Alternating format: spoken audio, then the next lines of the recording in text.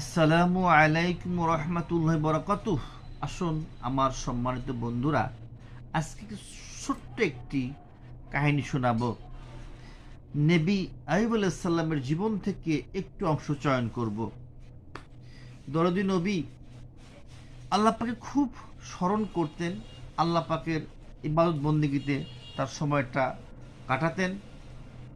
মহান আল্লাহ পাক তাকে পরীক্ষায় ফেললেন।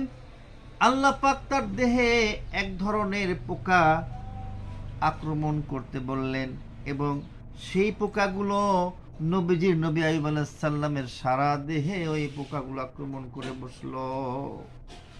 নবীজির ধৈর্য পরীক্ষা করার জন্য মহান মালিক দেখতে লাগলেন ওনার নবীজি এবার কি করেন। নবী আইয়ুব আলাইহিস সালাম সারা দেহে পোকা লাগার ফলে কোনো রকম কোনো অস্বস্তি নেই, কোনো কষ্ট নেই। তিনি ভাবলেন, হারে পোকাগুলোর ক্ষুধা লেগেছে, ওরা এখানে খাবার পেয়েছে, আমার দেহ থেকে খাবার খেয়ে নি। সারা দেহ যখন পোকা আক্রমণ করে বসলো, কুষ্ঠরোগ পেয়ে বসলো, তবুও তিনি অসহ্য হলেন না, বিরক্তি প্রকাশ করলেন না।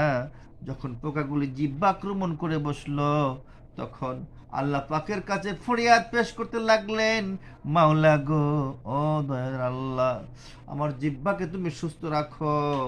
এই জিহ্বা দিয়ে তো তোমার নাম স্মরণ করি, তোমার জিকির করি, তোমার হুকুম পালন করি, তোমার নামাজ পড়ি। আল্লাহ তাআলা, তুমি আমার জিহ্বাকে সুস্থ রাখো।